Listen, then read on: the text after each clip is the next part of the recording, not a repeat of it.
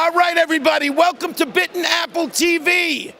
This is Marty Grabstein, the voice of Courage the Cowardly Dog. And I'm over here with Chantel, Ralph, and Leslie, and we're gonna start the show right now.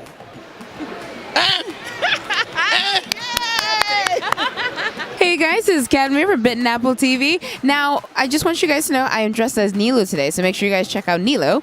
Now, I'm here with Dave. I mean, you're hard to catch. You're like an exclusive. You're like that exclusive card or that really rare spell you got to get like 50 people to go party and go find. Like, you're like a rare NM, but he's not a notorious monster. He's just a really sweet guy. You put a lot of work into creating these cons. Now, we've spoken to Sal, but I wanted to know more or less from your perspective, like, how intense is that? Because, I mean, we see it as the fans. Like, we see, like, oh, man, this is great. They had this, they had that. And then no one realizes how much work really goes into the person who has to do all of that work. Oh, it really is a ton of work behind the scenes, but we love doing it for the fans, for everyone. The best way to explain a convention is it's like planning a wedding for 7,000 people, 8,000 people. So you got to book the space, you got to find the vendors to come in with the tables, pick out the linens, and then, you know, the guests start coming in, and so-and-so doesn't get along with so-and-so, so they have to sit at a table over here, and they have to be over here. But once that all starts coming together, you know, the fans love it when they get in, and you know, the important thing is to do it where it's not as commercial but more fan focused. Yes, that's the one thing I can say is very consistent about the conventions that I've gone to with you guys. I don't feel like I'm being overwhelmed by what I'm supposed to like. But I can find a lot of stuff that I am interested. Don't get me wrong. We love our commercial stuff. We love our mainstream. We love our mainstream pop. But there's a lot of individual books that I can find or, you know, new characters. And I'm like, ooh, what's this? I feel like I get to explore that just personally as a fan in general when I'm attending you cons. You guys do a fantastic job, just so you know. But I do want to ask you, though, do you ever geek out whenever you have to get some of the celebrities? And what celebrity have you geeked out about? Well, I'll be honest. I haven't really geeked out about anybody that big, but one of my biggest parts was Larry Hama. He's the creator of G.I. Joe, and I grew up with G.I. Joe. So when we actually reached out to him and he did our show a couple years ago, that meant the world to me. And I cannot really, I still get giddy when I'm around him because he's a childhood real hero of mine. It was because of him I even went into the military, so it's reading G.I. Joe growing up, so it was, he's pretty cool, but everybody else that we've had at the shows, once you get to know them a little bit, they're just like everybody else. It's not anything too big on the geek side. No, I get what you're saying, because you know, I attend these cons, and every now and then there's like one or two people that I'm like, like my biggest moment was probably when I met Henry Winkler and Barbara Eden. Like, I was almost in tears when I saw Barbara Eden, and I was just like, I can't do it. I can't even talk to you right now. Like, she's looking, I'm like, what's wrong with you? And I'm like, I'm so emotional. I love you. What is your favorite aspect about creating these cons? For yourself as a fan? And then, you know, we always hear he already took one of my questions. He's a big fan of G.I. Joe, so now we already got that answered. But what is your favorite aspect about, you know, putting this out there for people? Like, what really motivates you to kind of just get involved in this? Well, to be honest with you, the way I got involved in it was a few years back, a friend of mine got me into buying original comic art as an investment. What was not explained to me was when you buy it, you fall in love with it, and you can't sell it, so it's not really an investment, it's just a hole that your money goes into, but you have very beautiful work.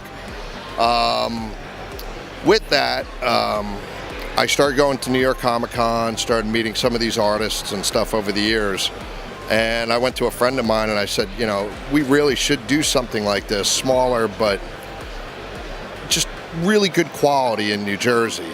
And he bet me $20 that I couldn't do it. So obviously he has $20. Yes. like an idiot, I went and spent a lot more to win that $20. And, you know, we do it where it is fan-focused. From the great creators, the legends in the business, to the indies and the up-and-comers, because they are so important as they're coming up now. And some of these independent artists have such great work. It's a lot of great work, and I love the new storylines that are out there. Like it's very, like, I have a very large collection. I just so yeah, I think what's out there now is even more, because that's actually going to be our new, I guess, new mythology, because we're all like DC and Marvel. We love all the artwork of, you know, that we had before and what we grew up with, but now there's like a new creation for, like, I guess the new religion, is, should I call it that? Sure. As we're standing here, we're standing right next to Source Point Press, which is a great independent publisher, and their books, Stan Konopka, he's a great writer for some of their stuff. Yeah, The Warrior, The Rejected. I love that. Actually, last year at Garden State, they did an exclusive cover, which I lucked out because I have the original of it. But you know, it's, you know, to check out some of these independent publishers is just amazing to see what kind of work they've put together. This year, you know, with Garden State right now, we have our Great Adventure show coming up. Yes, I saw. I was already eyeballing it. May 27th. Dean Kane will be there. Dean's a great guy. And back to one of your things about geeking out. This summer, we have Keon Young coming in, who is the original Storm Shadow from G.I. Joe. So I probably will geek out a little bit with him. Oh my God, I want to see that. He was also a big part in Deadwood, if you ever watched Deadwood on TV. He was the laundry guy. So, you know, just seeing him running around that entire TV show yelling, which I can't yell on video. It's okay. It's sent to, just look for it on YouTube. Right. That turned into a big drinking game, because whenever he'd say it, you know, he'd drink. So we're going to play that later, guys. You have the Great Adventures coming up. I guess that's mostly what I want to know. You guys know I'm constantly with the Garden State Comic Fest. I love you guys. I really do love what you guys put together. I wouldn't go there so much if I didn't. I love watching all your videos and everything. I watch every single one of yours. We love you too. Thank you so much. We're so glad. We're not sure when we're going to catch them again, so we're probably going to take photos, make, you know, photo stills of this, send it out. Like, we have to like make this an iconic diary moment. I'm that rare Pokemon for a video interview. Thank you so much, Dave, and again, thank you so much for the great work that you guys put out there. Thank you. I really appreciate it. Bye. Who loves bitten apple? Oh, Kel loves bitten apple. I do. Ooh, the bitten apple, y'all.